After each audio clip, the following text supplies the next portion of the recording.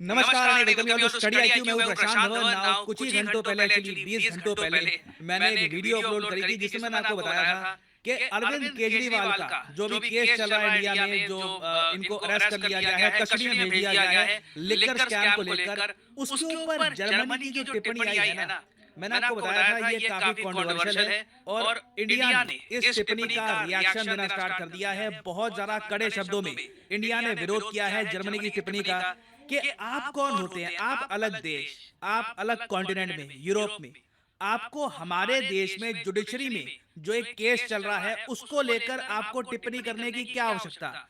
और यहाँ पे आप देख पाओगे ये जो वीडियो है ये मैंने आपको दिखाई थी प्रीवियस वीडियो में। इस वीडियो में मैंने एक बात को अच्छे से हाईलाइट किया था कि जर्मनी के जो रिप्रेजेंटेटिव्स हैं इन्होंने प्रिजम्पशन ऑफ इनोसेंस की बार बार बात करी थी कि मतलब एक आदमी तब तक इनोसेंट है जब तक बिल्कुल साबित नहीं हो जाता कि वो दोषी है। अब ये बात बोलने की क्या आवश्यकता थी किसी और कंट्री की जुडिशरी के बारे में, स्पेशली जब केस चल रहा है। बस देखो काफी अजीब सी स्टेटमेंट थी जर्मनी की और भारत की तरफ से इनोसेंट है जब तक बिल्कुल साबित नहीं हो जाता कि वो दोषी है। अब ये बात बोलने की क्या आवश्यकता थी किसी और कंट्री की जुडिशरी के बारे में, स्पेशली जब केस चल रहा है।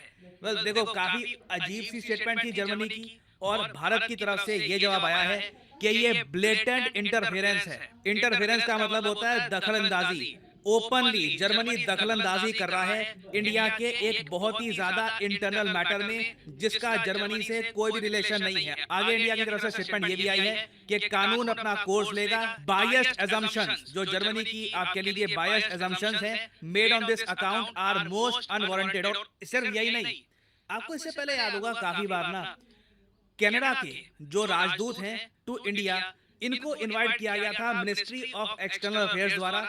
लताड़ लगाई गई थी, कुछ मिनट तक बैठने तक भी नहीं दिया और फिर इनको वापस भेज दिया गया था। आपको याद है वो वीडियो?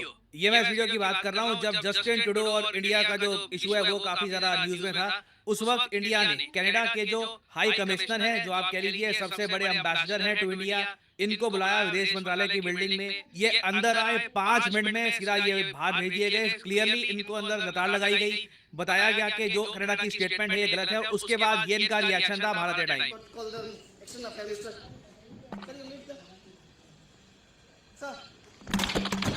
ये नाउ जर्मनी के जो ऑनवाय है टू इंडिया उनके साथ भी ऑलमोस्ट सेम ही हुआ है। हालांकि उन्होंने कनेडियन हाई कमिश्नर की तरह बदतमीजी नहीं दिखाई जो जर्मन एम्बेसडर के साथ हुआ। ये मैं आपको दिखा देता हूं।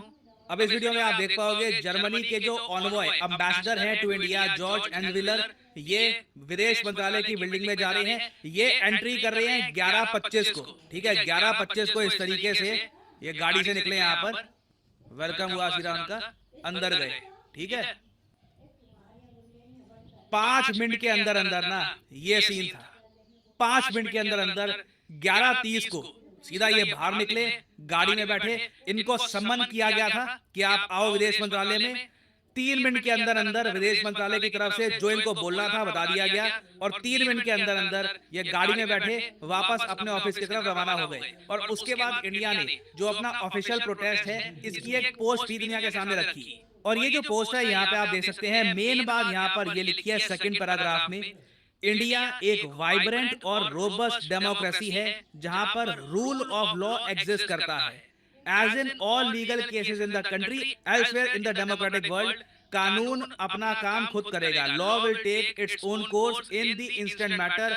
आप बायस अजम्पशंस मत करिए। और देखो यहाँ पे आप कहोगे ये सब करने की आवश्यकता क्या है कि उनके अनुयायी को बुलाओ, 2 मिनट तक अंदर रहे, उनको फिर बाहर भेज दिया, फिर ये इस तरीके से उनको बताना। देखो यहाँ पे इंडिया कल्चरल रीबैलेंसिंग कर रहा है। कल्चरल रीबैलेंसिंग मतलब कि वेस्टर्न कंट्रीज की आदत है, उनको इस बात का ऑलमोस्ट आप कह लीजिए उनको ड्यूटी फील होती है कि बाकी जो नॉन वेस्टर्न कंट्रीज है ना वहां पे जो भी हो रहा है डेमोक्रेसी के मामले में या फिर लॉ के मामले में, वो लोग बताएंगे कि सही तरीके से करना। ये चीज एक्सेप्ट अब इंडिया नहीं कर रहा। और मैं सिर्फ इस पर्टिकुलर केस की बात नहीं कर रहा, अब वैसे भी देख लो पिछले कई सालों से ना जो ये कल्चरल रीबैलेंसिंग है जिसके बारे में जयशंकर साहब काफी बार कह चुके हैं। एक्चुअली इनकी एक रीसेंट वीडियो भी सामने आई है इससे रिलेटेड। मैं चाहता हूं ये जो वीडियो है ये भी आप देखें, 1 मिनट की वीडियो है। बहुत इंपॉर्टेंट बात इन्होंने यहाँ पर कही है कल्चरल रीबैलेंसिंग के बारे में कि वेस्ट की आदत है कि लंबे समय से वो खुद प्लेयर था और खुद ही अंपायर बन जाता था और रिजल्ट जो है इन दी एंड उनके हिसाब से ही होता था। हमें ये खत्म करना है। How much percentage did your portfolio clock in the last year? Mutual fund portfolio. It was somewhere around 40 to 45%. And how do you assess that? Now we come to the next stage, and the next stage is actually a cultural rebalance, which is what is right, what is wrong, how, what is of value, who gets to pass judgment on whom. These are all going to be contested. And in many ways here, the dominant force has been the West. And the West has maintained that ability to actually become, it's a kind of both a player and an umpire at the same time. And mostly they win as a result.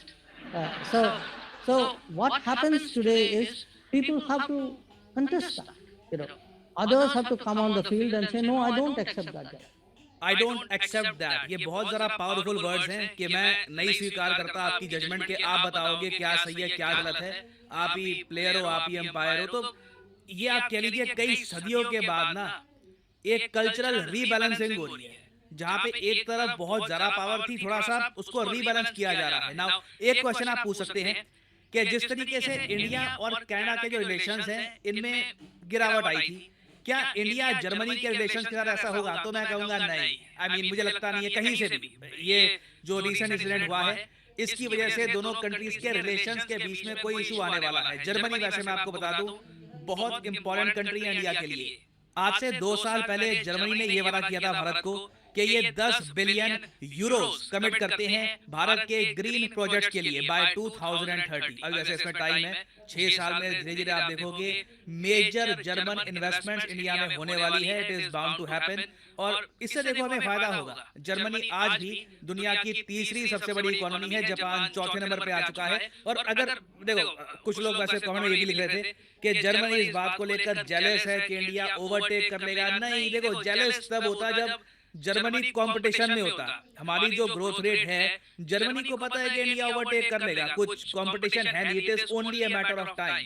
और Germany खुद भारत में निवेश करने को तैयार है। India की जो फास्ट ग्रोथ रेट है उसका फायदा ये लोग भी उठाना चाहते हैं। तो जर्मनी मैं कहूंगा डिफेंस के पर्सपेक्टिव से, ट्रेड के पर्सपेक्टिव से, इवन टूरिज्म के पर्सपेक्टिव से भी मैं कहूंगा काफी एक इंपॉर्टेंट कंट्री है और दोनों कंट्रीज के relations in the future strong होते रहेंगे। बाकी रही बात जो अभी रिसेंटली हुआ है, ये सिंपली एक एग्जांपल था कल्चरल रीबैलेंसिंग का कि आप हमारी जुडिशरी के मामले में कमेंट नहीं करोगे। हमारे यहाँ कोर्ट है, वो खुद डिसाइड करेंगे क्या करना है क्या नहीं करना।